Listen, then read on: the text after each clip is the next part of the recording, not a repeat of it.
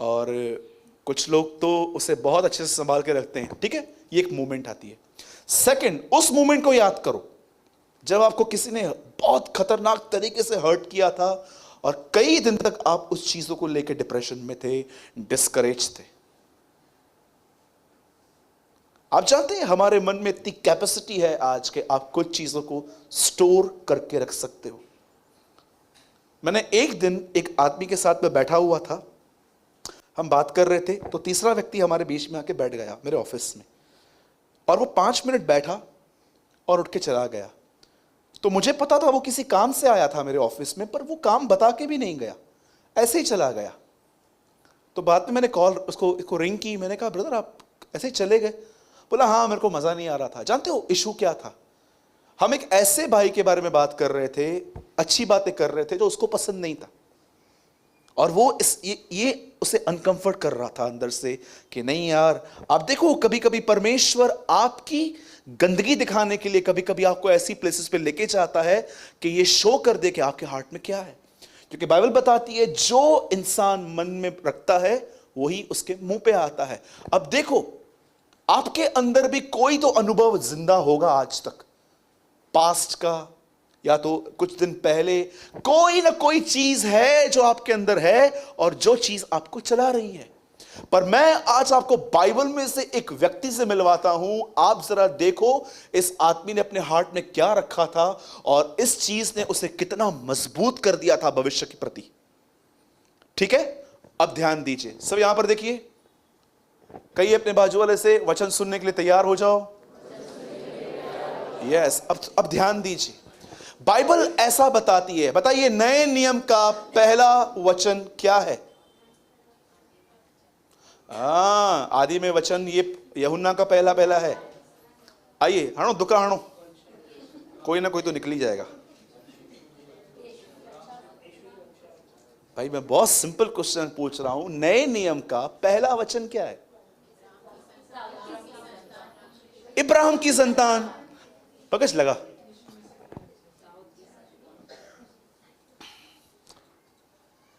सब देखिए कौन है?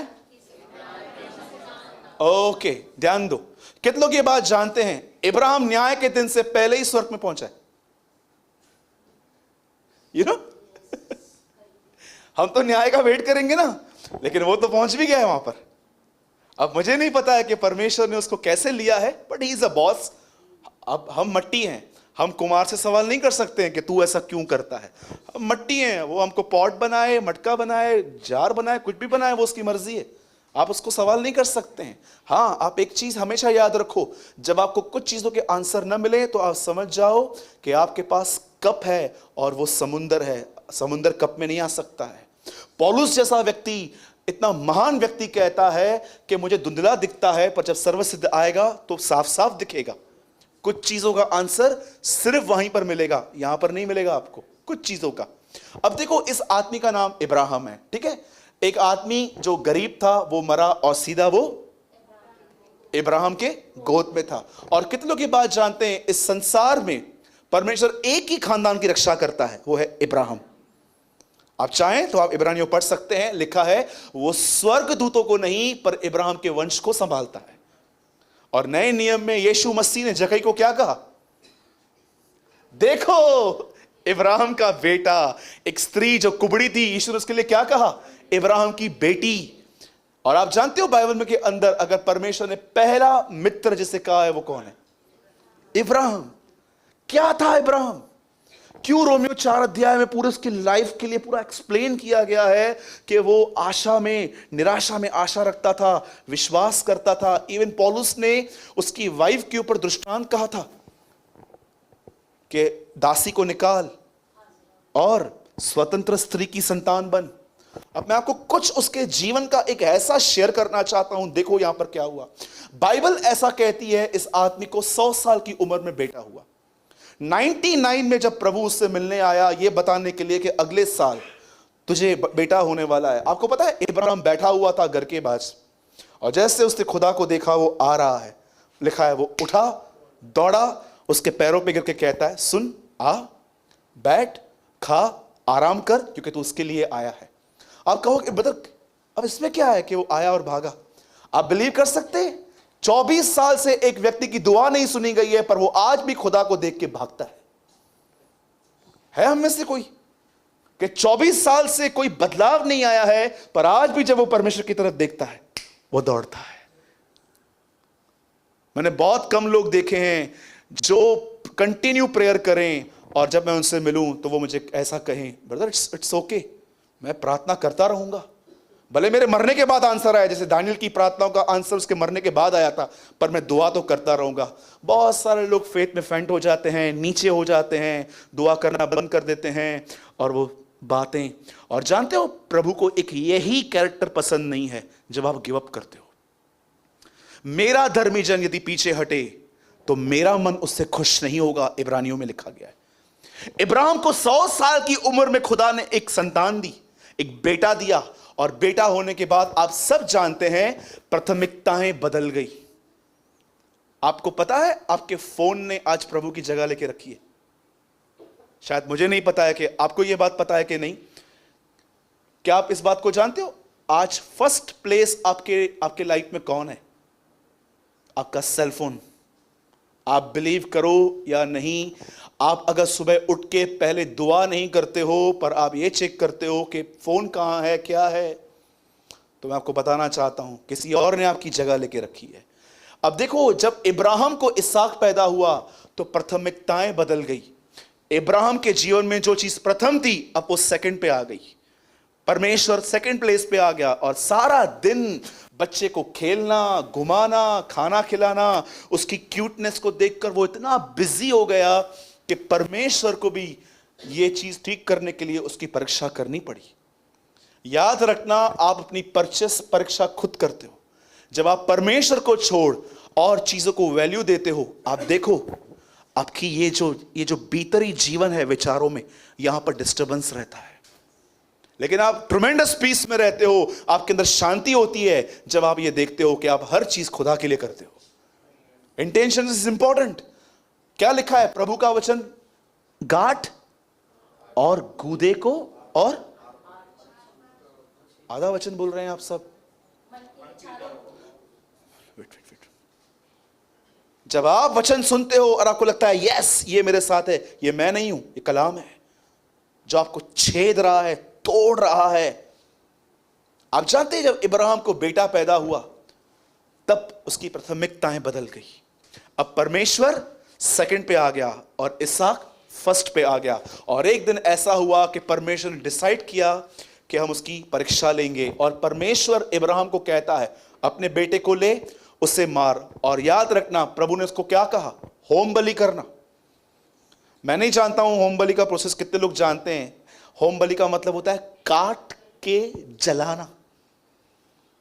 इसलिए देखो इब्राहिम ने हाथ में छुरी और आग ली थी।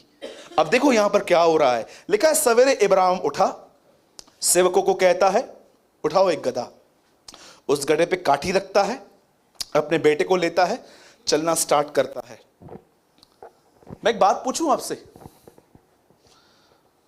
अगर 1% भी इस हॉल में ये चीज लोग समझ पाए ना, तो मैं प्रभु को बोलूंगा प्रभु बहुत बड़ी बात है ये भी। 1% एक व्यक्ति भी अगर समझ पाया, मैं कहूंगा कि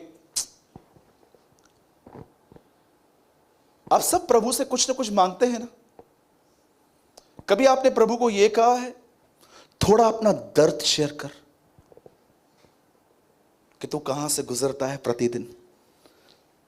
परमेश्वर 2000 साल के बाद जो क्रूस पर सहन करने वाला था, उसे थोड़ी अपनी पेन इब्राहिम के साथ शेयर की। इसलिए पौलुस कहता है मुझ पर यह अनुग्रह हुआ कि न केवल मैं उसके लिए आशीष, पर मैं उसके लिए दुख भी उठाऊं और उसके दर्द और उसके मरहम को जानूं। हम एक ऐसी मसीहत से जीते हैं जहां पर सुबह से रात तक टीचिंग्स चलती हैं, प्रभु से मांगो, बड़ा विश्वास रखो अगर चाहिए तो। कितने लोग हैं जो प्रभु को यह कहते हैं प्रभु आशीष बाद में देना, आजा थोड़ा अपना दर्द मुझसे शेयर कर। परमेश्वर 2000 साल के बाद ऊपर से देखने वाला था उसका बेटा कैसे मरेगा, उसे थोड़ा दर्द इब्राहिम से भी थोड़ा बांट दिया कि देख जब बेटा मरता है तो क्या हालत होती है। या लिविंग इन द डेज, समय के ऐसे दिनों में जी रहे हैं जहां पर सिर्फ लोग प्रभु से मांगते हैं, पर कोई ये नहीं कहता इससे शेयर कर। मांगना मांगना, मत्ती 7:7 तो फेमस हो गया है हमारे कलीसियाओं में। मांगो, ढूंढो, खटखटाओ। बच्चों बच्चे बच्चे ये वचन जानते हैं। किसी के घर में भी जाओ आप देखो, ये वचन वॉल पे लगे ही रहते, मांगने वाले। कभी आपने देखा किसी घर में जाओ और वहां पर एक वचन लिखा हो, हमारा परमेश्वर बसम करने वाली आग है? कोई नहीं लिखता है ऐसे वचन। क्यों कोई नहीं लिखता है? क्योंकि ऐसे वचन आज पसंद ही नहीं है। आप जानते हैं उसके बाद क्या हुआ? जैसे इब्राहिम अपने बेटे को ऊपर लेके गया, अब सुनिए, जब वो बेटे को लेके ही जा रहा था, वो अपने दासों को कहता है, सुनो, यहीं ठहरो, ये लड़का और मैं आराधना करके वापस आएंगे। अब देखो इब्राहिम क्या कर रहा है। जैसे इब्राहिम पहाड़ पे चढ़ रहा है, एक ऑसम क्वेश्चन इसहाक उससे पूछता है। बोलता है, बाबा, डैडी, लकड़ी भी है, छुरी भी है, आग भी है, बलिदान कहां है? इब्राहिम कहता है, चल, परमेश्वर समय उसका उपाय करेगा। वो समय उसका उपाय करेगा। और जानते हो, जैसे वो ऊपर गया, अरे क्या स्टोरी है ये! बेटे को बांध रहा है और बेटा बंध रहा है। सोचो अगर हमारा पिताजी हमारे साथ ऐसे करे तो कितने कितने यहां पर बेटे हैं, अगर आपका डैडी आपको ऊपर लेके जाए, पहाड़ से नीचे भाग के आएंगे, सठिया गया है। बोलिए बोलिए, कितने लोग बोलेंगे, अरे ला जाती हो तो पप्पा में दुष्ट आत्मा आची भैया। हम लोग तो ऐसे बोलेंगे, डैडी में दुष्ट आत्मा आ गई है। पर इब्राहिम जानता था, वो परमेश्वर की आवाज पहचानता था। अगर आज रात को आपको सपना आए ना कि मुझे प्रभु कह रहा है अपने बेटे को खत्म कर दे, आपको पता है क्या करोगे? आप सवेरे उठ के शैतान से लड़ोगे, शैतान तेरे सारे दर्शनों को मैं कैंसिल करता हूं यीशु मसीह के नाम में। और प्रभु ऊपर से देख रहा है, मैंने दिया था। आप चाहते हो हम कौन सी चीजों को एक्सेप्ट करते हैं लाइफ में? जो चीजें हमारे हिसाब से, लेकिन जो भी हमारी तरफ से नहीं है वो खुदा की तरफ से कभी नहीं होता है। हम ऐसे सोचते हैं। आप सोचो इब्राहिम समझा कैसे होगा, कितनी ट्रमेंडस, क्या संबंध है उसका प्रभु के साथ कि वो एक एक चीज समझ पा रहा है। उसको प्रभु कहता है, इब्राहिम इब्राहिम। जानते हो क्या कहता है? हां मैं यहां हूं। क्या अवेलेबल है वो प्रभु के लिए। इधर लोग 10 मिनट की दुआ के लिए अवेलेबल नहीं है। खुदा सुबह से 3 बार उनको बोलता है, दुआ कर दुआ कर दुआ कर। वो बोलते हैं वेट वेट वेट। मनुष्य 2 बार कहता है और इंसान 1 बार भी उस पर चित्त नहीं लगाता। अय्यूब में लिखा गया है। कभी आपने प्रभु की हैबिट देखी है पुराने नियम में? मूसा, हे मूसा। सैम्यूल, हे सैम्यूल। ये कौन बोलता था पुराने नियम में? यहोवा परमेश्वर। एक दिन यहोवा परमेश्वर यीशु मसीह के शरीर में हमारे बीच में आया और मार्था को बोलता है, मार्था, हे मार्था। हैबिट सेम है, सेम आदत है उसकी आज भी। आज भी 2 बार ही पुकारता है। कितने लोग हैं यहां पर, सच बताओ? चेतन, ओ चेतन, 4 बजे सोया है मैं, अभी क्या उठूं 7 बजे? सुनो दे, 9 बजे के बाद आना।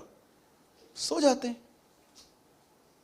यहां पर बहुत सारे लोग बैठे हैं, आपको नींद से इतना प्यार है, इतना प्यार है कि पूछो मत। आपकी सेटिंग हो गई है, 8 घंटे नींद नहीं मिली ना तो मुझे सर में दर्द पड़ेगा। मैं आपको बताना चाहता हूं, मैं 5 या 6 घंटे सोता हूं। Trust me. मुझे पता है कि मुझे प्रेयर अगर सुबह में नहीं हुई तो मैं वैसे नहीं कर पाऊंगा जैसे दोपहर में, जैसे सवेरे की जाती है। आप जानते हो, जब इब्राहिम ऊपर गया और जब अपने बेटे को मारने ही वाला था, प्रभु ऊपर से कहता है, डोंट टच हिम, ऐसे छूना मत। उसके बाद प्रभु उसको कहता है, अब मैं निश्चय जान गया हूं कि तू मेरा भय मानता है। उसके बाद लिखा गया है, पीछे झाड़ी में एक मेढ़ा था, वहां पर उसके सींग जो थे ना वो एक जगह पे फंसे हुए थे और उसने उसको बलिदान किया। अब मैं आपसे एक सवाल पूछता हूं, एक आदमी इतने बड़े बलिदान के लिए तैयार कैसे हुआ? जानते हो क्यों तैयार हुआ? पंकज पहले वाला वचन लगा। इस वजह से क्योंकि उसने विचार किया कि परमेश्वर सामर्थी है कि मरे हुओं में से जिलाए, सो उन्हीं में से दृष्टांत की रीति पर वह उसे फिर मिल गया। अब मैं आपसे पूछना चाहता हूं, उससे यह प्रकाशन कैसे मिला? ये गॉड इज अ माइटी। आपको पता है, जब इब्राहिम अपने बेटे को बलिदान करने जा रहा था, पूरे पहाड़ पर चढ़ते चढ़ते उसे एक ही विचार था, एक ही विचार कि जब मैं 100 साल का था, सारा 90 की थी, तब मुझे परमेश्वर ने दिया है। हम दे देते हैं क्योंकि वो इतना सामर्थी है कि यदि हम उसे मार दे तो उसे वो वापस जिला सकता है। ये ख्याल था उसके अंदर। इब्राहिम ने 25 साल पहले जो अनुभव पाया था, उससे वो अनुभव अपने हृदय में रखा था। हम क्या रखते हैं? सिर्फ बर्थडे मेमोरीज, हेट्रेट, किसी ने बुरा चला, कहां पर पार्टी हुई, कहां शादी हुई, कभी ये हुआ।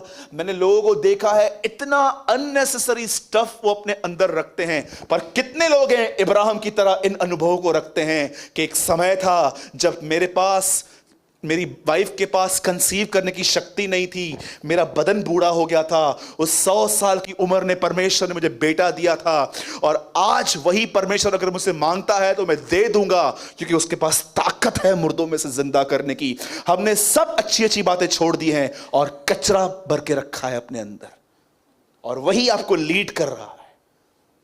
मैं नहीं जानता हूं आप में से कितने लोग इस वचन को इंग्लिश में जानते हैं। अब आप खोलिए मत, सिर्फ पंकज भाई खोल रहे हैं, और देखिए नीति वचन 4:23। मैं आपको पहले हिंदी में बताता हूं, आप इंग्लिश में खोलो। सबसे अधिक अपने मन की रक्षा कर, क्योंकि जीवन का मूल सूत्र वही है। नहीं समझ में आता है हिंदी में, इंग्लिश में पढ़िए। ERV, ये देखिए क्या लिखा है, 4:23 प्रोवर्ब्स, नीति वचन।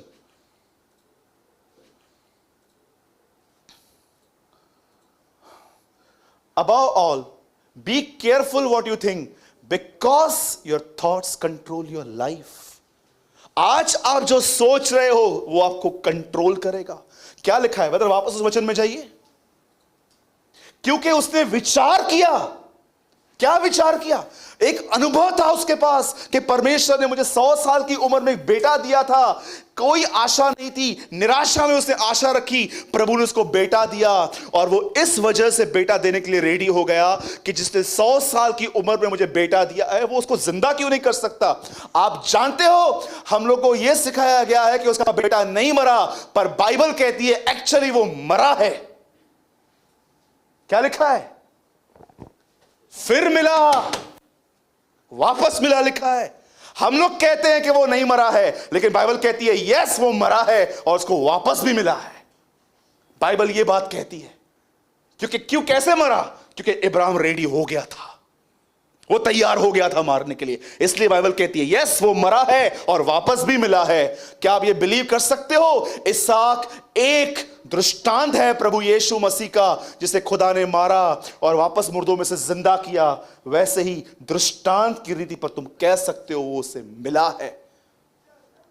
एक मॉरल जो मैं आपको बताना चाहता हूं वो ये है, कौन सा अनुभव आप अपने अंदर लिए फिर रहे हो इन दिनों में? किसी ने आपसे नफरत की, किसी की वजह से आपकी लाइफ खराब हो गई है, कोई ऐसा निर्णय जो आप आज तक पछता रहे हो कि मैंने ऐसा क्यों किया, या आप दूसरी बात सोचो कि किसी ने आपको हर्ट किया और आपके अंदर अनफॉरगिविंग एटीट्यूड आ गया है उनके प्रति। आप इन चीजों को पकड़े हुए हो कि आपने अपने अंदर, दाऊद कहता है मैंने तेरा कलाम अपने दिल में रखा है ताकि तेरा गुनाह न करूं। एक आखिरी वचन मैं आपके सामने प्रेजेंट कर रहा हूं और उसके बाद हम सब खड़े हो जाएंगे। Brother read Colossians 3:16। मैं चाहता हूं आप इस वचन को देखो। मैं सिर्फ ये वचन समझाने के लिए आपको आज इतने सारे वचन खुलवा रहा हूं। 3:16, मसीह के वचन को अपने हृदय में अधिकाई से बसने दो, गंदे अनुभवों को छोड़ दो। एक परमेश्वर के महान दास ने कहा, कितनों ने तुम्हारे साथ बुरा किया भूल जाओ, और जितनों के साथ तुमने अच्छा किया वो भी भूल जाओ। ये दोनों अनुभव बहुत हर्ट करते हैं लाइफ में। किसी ने आपको कुछ बोला, किसी ने आपसे कुछ लिया और वापस नहीं किया, किसी ने आपको कुछ क्या कहा, किसी ने आपको बैकबाइट किया। जब आपके सामने ये बातें आए ना, मरे हुए हो जाओ उस समय। एक दिन मेरे ऑफिस में कॉल आया, मैंने उठाया तो एक आदमी मुझे बता रहा था दूसरे आदमी के लिए कि ब्रदर ये आपके लिए बहुत कुछ बोलता रहता है, आप बिलीव कीजिए। मैंने उसको बोला मैं तेरी बात में कॉल करता हूँ, मैंने रख दिया। 2 मिनट तक मेरा मन चल रहा था, यार गलती भी नहीं की, ऐसे ही कर रहे हैं। और 2 मिनट के बाद मुझे प्रभु ने कहा तू मरा हुआ है? मैंने कहा हाँ प्रभु, मरे हुए आदमी में कुछ नहीं होता है। तो मसीह के साथ मर गए। इस हॉल के बाहर आप बाहर जाओ, किसी को बोलो यीशु मसीह आपके लिए मरा है, कौन यीशु, कौन यीशु, ऐसे बोलेंगे। हॉल के बाहर लोगों को यह नहीं पता है कि कोई उनके लिए मरा है।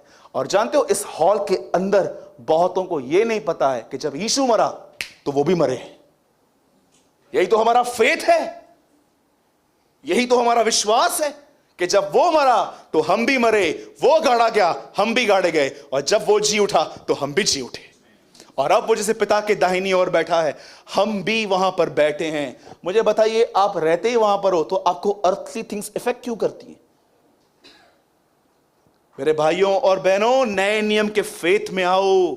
सिर्फ ये फेथ मत रखो कि मांगो मिलेगा, मांगो मिलेगा। ये भी फेथ रखो कि मुझे खुदा ने अपने साथ मारा है और अपने साथ जिलाया भी है।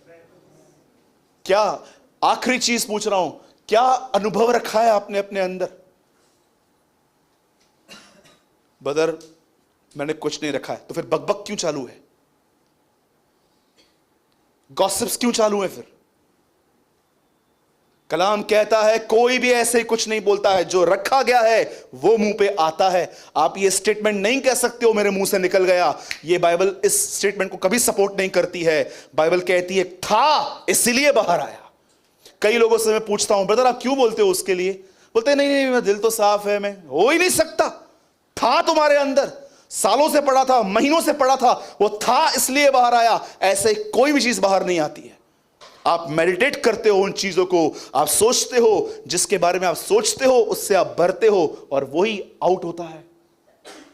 आज मैं आपसे पूछना चाहता हूं, आइए इस महान, ब्रदर वापस वही लगाइए जो कि परमेश्वर सामर्थी है। क्या विचार करते हो आप प्रभु के लिए? एक बहन आपको आके बताती है कि मेरी प्रार्थना नहीं सुनी गई है, उसका अनुभव लेके आप भी फेंट हो जाते हो। नहीं, उसकी नहीं सुनी कि आप उसको बोलते हो बहन दुआ करो। क्या आप उसको ये एटीट्यूड शो करते हो कि आप भी बोलते हो हाँ 2 साल पहले भी मैंने भी की थी, मुझसे मेरी भी नहीं सुनी गई है? डिस्करेज व्यक्ति डिस्करेज ही कर सकता है। कभी आपने सोचा क्यों यीशु के 72 डिसाइपल्स, 72 के अंदर 11, 12 के अंदर 3 सर्कल्स? प्रभु इन तीनों में ऐसा क्या था? आप जानते हो जितना पतरस, याकूब और यूहन्ना खींचते थे, कितना पॉजिटिवली वो थिंग्स को लेते थे। कभी आपने इस बारे में सोचा? आइए सब यहां देखिए, बताइए 12 चेलों में से सबसे पहले यीशु ने शैतान किसको कहा? हां, कभी छोड़ के गया वो? कितनों के बाद जानते हैं जब यहूदा थोड़ी थोड़ी बातों में नाराज होता रहा, उससे चला जाता रहा वो कभी भी। जब यीशु ने देखा कि एक आदमी को डांटने के बाद वो पॉजिटिव बना हुआ था, यीशु ने ऐसे लोगों को अपने करीब रखा था। इधर एक वर्ड में किसको कह दूं, अरे मैं आपको सच कहता हूं, मुझे आपके फेस पे दिखाई देता है कि आपको कितना असर होता है। प्रभु ने हमको ऐसा बनाया है, चिंता होगी ना तो यहां पर रिंकल्स आते हैं, गुस्सा होगा तो यहां दिखाई देता है। आप देखो खुदा ने आपको ऐसा बनाया है, आप छुपाओगे भी ना तो दिखेगा कि आप छुपा रहे हो। प्रभु ने आपको ऐसा बनाया है। एक बहन आती थी हमारे कलीसिया में, उसने मुझे बोला सूरज भाई मैं आपको एल्डर ब्रदर कहती हूँ अपना। मैंने कहा थैंक यू सिस्टर। बोलती है मैं आपको एक अधिकार देती हूँ अपने ऊपर। मैंने बोला क्या? जब भी आप मेरे लाइफ में कोई ऐसी चीज देखो जो गलत है, आप मुझे बोलना ब्रदर, आप मेरे बड़े भाई हो। एक दिन बोली, उसके बाद कभी कलीसिया में नहीं दिखी वो, आज तक नहीं आई है वो। संडे आती थी खाली वो, किधर है कहां गई कुछ नहीं पता है।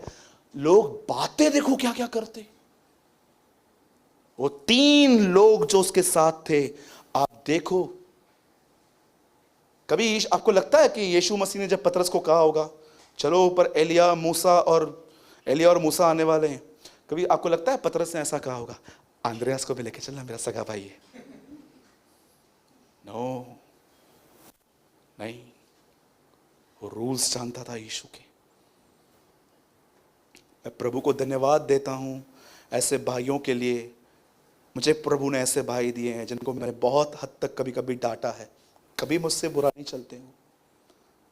और जब मैं देखता हूं कि एक व्यक्ति जिसको मैंने डांटा और वो मुझसे दूर भाग रहा है, मैं बोलता हूं दूर